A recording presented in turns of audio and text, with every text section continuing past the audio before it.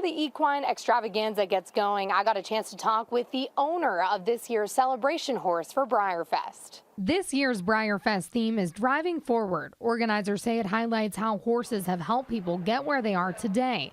This year's celebration horse is Breyerfest 54. He's retired now, but his owner, Ms. D. Wrigley Miller, says they used to compete in combined driving together.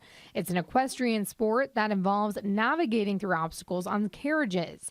Wrigley Miller says Breyerfest helped the U.S. win its first gold medal in the sport and helped her become the first woman to win gold in combined driving at the 2018 World Equestrian Games. Breyerfest's model horse is just like the ones children worldwide collect and the ones these kids got to paint. Maybe I can inspire, another little girl, and she'll hold that model of my horse and dream about maybe competing with a horse of her own in the future. The first day of Breyerfest is tomorrow, and it goes until Sunday here at the Kentucky Horse Park. In Lexington, Mariah Congedo, WKYT.